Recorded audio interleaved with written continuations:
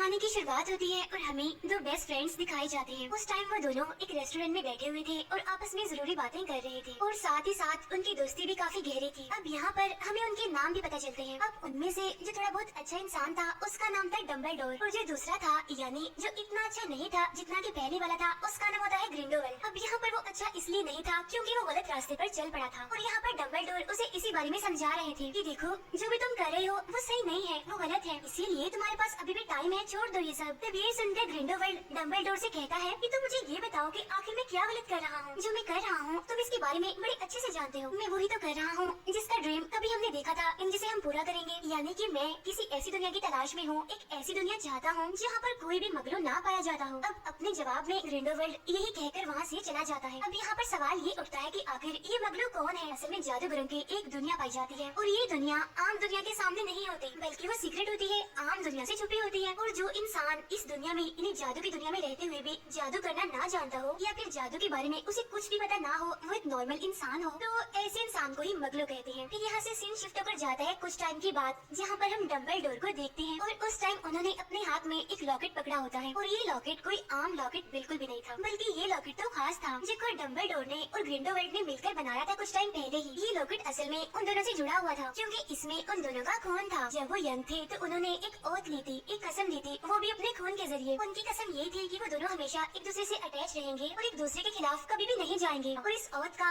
इस कसम का एक रूल था कि अगर किसी ने भी आगे जाकर इस कसम को तोड़ने की कोशिश की तो ये लॉकेट उनके खिलाफ हो जाएगा और उन्हें ही मारने की कोशिश करेगा। तो इसीलिए डम्बलडोर ये बिल्कुल भी नहीं चाहते थे कि ऐसा कुछ भी हो और इसीलिए वो चाहते थे कि ग्रिंडोवेल्ड कोई भी गलत काम ना करे। नेक्स्ट सीन में हमें दिखाया जाता है एक बहादुर लड़का जिसका नाम न्यूट होता है। उस टाइम वो जंगलों में होता है क्योंकि यहाँ पर वो एक क्रिएचर को ढूंढने आया था और वो क्रिएचर कोई आम क्रिएचर बिल्कुल भी नहीं था बल्कि वो तो जादुई क्रिएचर था। वो जादुई क्रिएचर इसीलिए था क्योंकि उसमें खास किस्म की पावर्स थी और वो ये कि अगर उस क्रिएचर के खून को इंसानी खून के साथ मिला दिया जाए तो जिस इंसान के ब्लड को मिलाया गया होगा उसका फ्यूचर देखा जा सकता है, यानी आगे उसके साथ क्या होने वाला है, उसके साथ अच्छा होगा या फिर बुरा होगा। तब यहाँ पर ढूंढते हुए न्यूट को एक क्रिएचर क्वीन मिल ही जाती है और उस टाइम उस क्रिएचर क्वीन का एक बेबी होता है। ठीक उसी टाइम पर वहाँ एक और लड़का आ जाता है जो कि असल में एक शिकारी होता है और वो वहाँ पर अकेला नहीं आया होता बल्कि उसके साथ उसके साथी भी आए होते हैं। बाद में हम ये जान पाते हैं कि असल में ये शिकारी ग्रिंडोवेल्ड के लिए काम करता है। ये शिकारी वहाँ पर असल में उस क्रिएचर को मारने आया था। अब यहाँ पर आने के बाद वो उस क्रिएचर को इनको मारता तो है और साथ ही साथ उसकी कोशिश होती है कि वो उसके बच्चे को अपने साथ ले जाए। लेकिन वो जो बहादुर लड़का होता है न्यूट, उसकी तो यही कोशिश होती है कि वो उस शिकारी से उस क्रिएचर को इनके बच्चे को बचा ले और इसी वजह से न्यूट उस बच्चे को अपने साथ लेकर वहाँ से भागता है। जब शिकारी और उसके साथी भी न्यूट का पीछा करने लगते हैं और आखिरकार वो उसे पकड़ ही लेते हैं। न्यूट को पकड़ने के बाद वो उसे जख्मी कर देते हैं और उससे उस क्रिएचर को इनका बच्चा भी ले लेते हैं। इसके बाद न्यूट उठता है और सीधा उस क्रिएचर को इनके पास आता है। लेकिन जो न्यूट अपने सामने देखता है वो उसे देखकर काफी हैरान हो जाता है क्योंकि वो देखता है कि वहाँ पर क्रिएचर क्वीन का एक और बच्चा भी है। यानी इसका मतलब ये है कि उस क्रिएचर क्वीन ने एक नहीं बल्कि दो बच्चे पैदा किए थे। अब न्यूट क्रिएचर क्वीन के उस दूसरे बच्चे को अपने सूटकेस में डाल लेता है। उस सूटकेस में पहले से कुछ क्रिएचर्स मौजूद थे जो किसी एक दुनिया से नहीं आए थे बल्कि वो अलग अलग दुनिया से थे। उन्हीं क्रिएचर्स में होता है एक ड्रैगन जो कोई छोटा मोटा नहीं होता बल्कि वो काफी बड़ा होता है साइज में और इसी वजह से वो न्यूट को अपने साथ उड़ाकर वहाँ से ले जाता है। उधर हम देखते हैं उस शिकारी को जो कि क्रिएचर क्वीन के उसी बच्चे को जिसे उसने चुराया था उसे जाकर वो ग्रिंडोवेल्ड के हवाले कर देता है। अब जैसा कि मैंने आपको बताया था कि ग्रिंडोवेल्ड अच्छा इंसान नहीं है, वो काफी बेरहम है, इसीलिए वो उस क्रिएचर क्वीन के छोटे से बच्चे का गला काट देता है और उस बच्चे के खून में अपना खून मिलाता है ताकि वो अपना फ्यूचर देख सके और वो करता भी बिल्कुल ऐसे ही है, वो अपना फ्यूचर उसमें देखता है। उधर हम देखते हैं न्यूट को जो कि अपने भाई को लेकर डम्बलडोर से मिलने आता है। यहाँ पर डम्बलडोर उन्हें वही लॉकेट दिखाते हुए कहते हैं कि ये लॉकेट कोई आम लॉकेट नहीं है बल्कि ये हमने खुद बनाया है, यानी मैंने और ग्रिंडोवेल्ड ने, क्योंकि इसमें हम दोनों का खून है। इसीलिए यही वजह है कि चाहते हुए भी मैं इस लॉकेट को खुद से तो तोड़ नहीं सकता। अब उन दोनों भाइयों को, इन्हें न्यूट को और उसके भाई को डम्बलडोर की इस बात पर यकीन नहीं होता कि आखिर ऐसा कैसे हो सकता है। क्या कोई लॉकेट इतना मजबूत हो सकता है कि उसे कोई इंसान तोड़ ना सके। तब इस बात को प्रूफ करने के लिए डम्बलडोर उनके सामने प्रैक्टिकल करके भी दिखाता है, यानी वो उस लॉकेट को तोड़ने की कोशिश करता है। लेकिन अब क्योंकि डम्बलडोर ने ओथ को, कसम को तोड़ने की कोशिश की थी तो इसीलिए वो लॉकेट उनके ही खिलाफ होकर उन्हें मारने की कोशिश करता है। अब क्योंकि यहाँ पर डम्बलडोर की बात सच हो गई थी तो इसीलिए वो उन दोनों भाइयों से उनकी हेल्प करने के लिए कहते हैं कि मुझे तुम्हारी मदद चाहिए, मैं ग्रिंडोवेल्ड को रोकने के लिए अकेला कुछ भी नहीं कर सकता।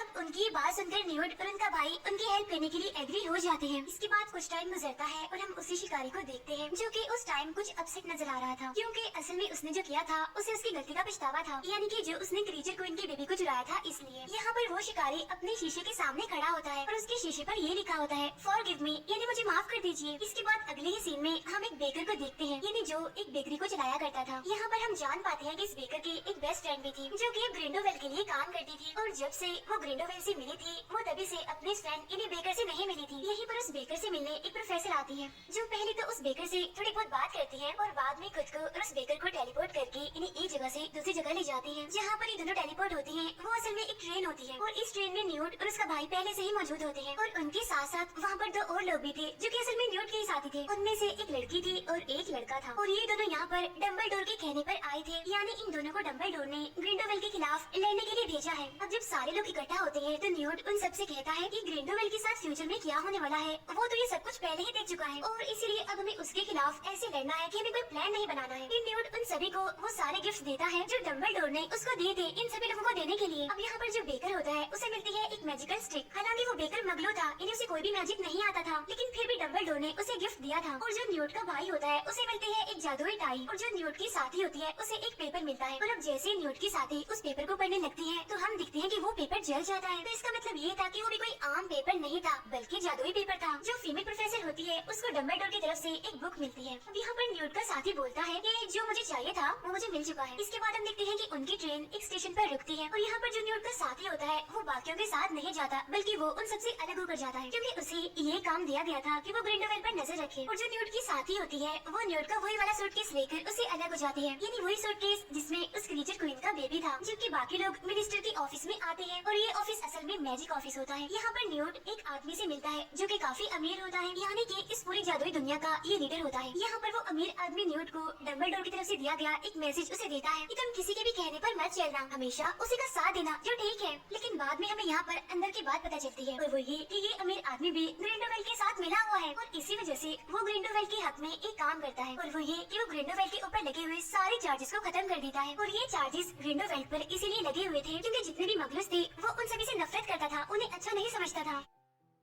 यहाँ पर वो अमीर आदमी कुछ जादूगरों के नाम भी सिलेक्ट करता है, यानी ये लोग अगले होने वाले इलेक्शंस में खड़े होंगे। अब इसी दौरान न्यूट का भाई एक लड़की को वहाँ पर देखता है, और ये लड़की भी असल में ग्रिंडोवेल के लिए ही काम करती थी, और यही बात सोचकर न्यूट का भाई उस लड़की का पीछा करने लगता है। लेकिन इतनी ही देर में वहाँ पर पुलिस आ जाती है और वो न्यूट के भाई को पकड़ लेती है, और यहाँ पर न्यूट और उसके बाकी साथी चाहते हुए भी अपने उस साथी को बचा नहीं पाते। अगले दिन हम देखते हैं कि डम्बलडोर न्यूट और बाकी साथियों के पास आता है और उनसे कहता है कि मैं जानता हूँ कि न्यूट के भाई को कहाँ पर रखा हुआ है। यहाँ पर डम्बलडोर उस बेकर और उस प्रोफेसर को मैजिक ऑफिस में जाने के लिए कहते हैं। फिर हमें न्यूट की वही साथी दिखाई जाती है जिसके पास सूटकेस था, और वो सीधा एक वर्कर के पास जाती है और वो उस वर्कर को 6 सूटकेस बनाने के लिए कहती है जो बिल्कुल न्यूट के सूटकेस जैसे ही होने चाहिए, ताकि सबसे असली सूटकेस छुपाया जाए और किसी को भी पता ना चले कि आखिर असली सूटकेस कौन सा है। उधर न्यूट का जो मेल साथी होता है वो सीधा जाता है ग्रिंडोवेल के पास उसे मिलने के लिए, यानी वो वाला साथी जिसे ग्रिंडोवेल पर नजर रखने के लिए कहा गया था। वहाँ जाने के बाद न्यूट का साथी ग्रिंडोवेल से कहता है कि क्या आप जानते हैं कि मैं यहाँ पर क्यों आया हूँ? असल में मुझे यहाँ पर डम्बलडोर ने भेजा है आप पर नजर रखने के लिए। उसकी बात सुनकर ग्रिंडोवेल को यकीन नहीं आता, इसीलिए वो ये बात कंफर्म करने के लिए उसका माइंड रीड करता है, जिससे उसे पता चल जाता है कि जो कुछ भी कह रहा है सच है, यानी डम्बलडोर ने ही इसे यहाँ पर भेजा है उस पर नजर रखने के लिए। लेकिन साथ साथ ग्रिंडोवेल को ये बात भी पता चल जाती है कि न्यूट का ये जो साथी है ये अपनी मरी हुई बहन को अभी तक नहीं भूला, और उसकी बहन भी किसी और की वजह से नहीं बल्कि ग्रिंडोवेल की वजह से ही मरी थी। इसीलिए ग्रिंडोवेल यहाँ पर एक चालाकी करता है, वो अपना मैजिक यूज करके उसके माइंड से उसकी बहन की सारी यादें सारी बातें मिटा देता है, ताकि उसे उसकी बहन के बारे में कुछ भी याद न आए, जिसकी वजह से वो ग्रिंडोवेल से नफरत करने लगी। नेक्स्ट सीन में हम डम्बलडोर को देखते हैं और उसे मारने के लिए ग्रिंडोवेल ने एक आदमी को भेजा होता है, और वो आदमी कोई और नहीं बल्कि वही शिकारी होता है, यानी जिसने क्रीचर क्वीन के बच्चे को चुराया था और उसे अपनी गलती का पछतावा था। लेकिन यहाँ पर हम देखते हैं कि डम्बलडोर भी काफी समझदार है और इस बारे में तो पहले ही पता चल चुका होता है, और इसीलिए वो यहाँ पर अपना दिमाग लगाकर बड़ी चालाकी से उस शिकारी को एक दूसरी जगह पर ले आते हैं। इस जगह पर कोई भी नहीं था, इसीलिए यहाँ पर उन दोनों के बीच काफी जबरदस्त फाइट होती है।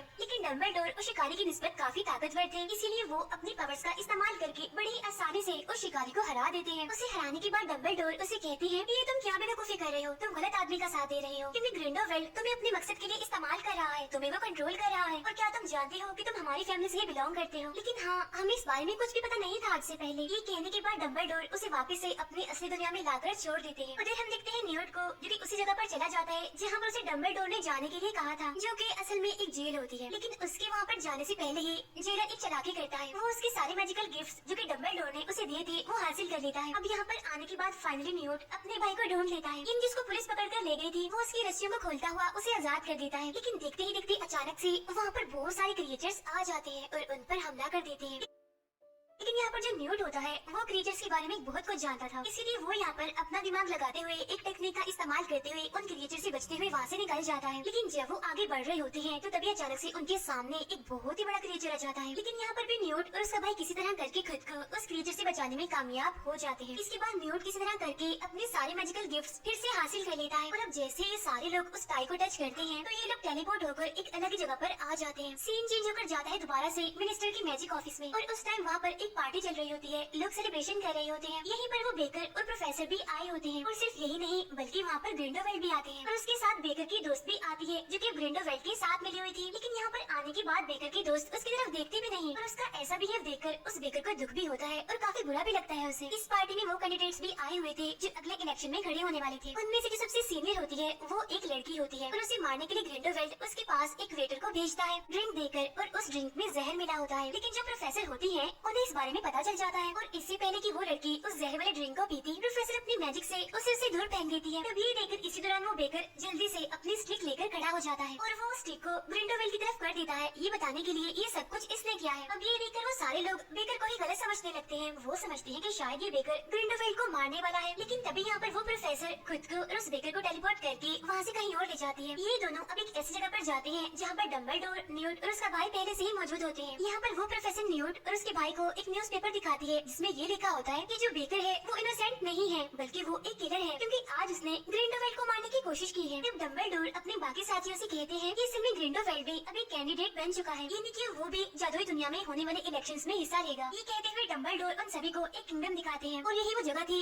जहाँ पर अब वाले इलेक्शंस होने थे। अगले सीन में हम देखते हैं कि ये सारे लोग डम्बलडोर के भाई से मिलने के लिए आते हैं। यहाँ पर डम्बलडोर अपने भाई को एक बात बताता है जो कि वो आज से पहले नहीं जानता था। वो कहता है कि वो जो शिकारी है ना वो तुम्हारा बेटा है और ये बात हम आज से पहले नहीं जानते थे। अब ये बात सुनने के बाद डम्बलडोर का भाई बहुत हैरान होता है क्योंकि उन्हें तो इस चीज का अंदाजा तक नहीं था। फिर न्यूट को शीशे में कुछ लिखा हुआ दिखता है, वहाँ पर लिखा हुआ था I want to come to home. अब ये बात न्यूट को अजीब लगती है इसीलिए वो ये बात जाकर डम्बलडोर को बताता है। डम्बलडोर उसकी बात सुनकर उसे कहते हैं कि ये असल में एक मैसेज है और ये मैसेज हमारे लिए ही भेजा गया है और मैं ये भी जानता हूँ कि ये मैसेज हमारे लिए किसने भेजा है। ये मैसेज हमारे लिए उसी शिकारी ने भेजा है। लेकिन इसके साथ ही एक बुरी खबर भी है और वो ये कि वो शिकारी बहुत जल्द मरने वाला है क्योंकि मुझे पता चला है कि उसके आसपास एक खास किस्म का परिंदा घूम रहा है और वो परिंदा सिर्फ उसी इंसान के आसपास रहता है जिसकी बहुत जल्द मौत होने वाली होती है। आगे बातें करते हुए डम्बलडोर अपनी बहन के बारे में भी बताते हैं। वो कहते हैं जो बात मैं तुम्हें बताने जा रहा हूँ ये बात आज से तकरीबन काफी सालों पहले की है। हुआ ये था कि मेरी और मेरे भाई की किसी बात को लेकर बहस हो गई और ये बहस इतनी ज्यादा बढ़ गई थी कि लड़ाई में बदल गई थी जिसकी वजह से हम दोनों भाई एक दूसरे पर छड़ी से अटैक करने वाले थे और ये छड़ी भी कोई आम छड़ी नहीं थी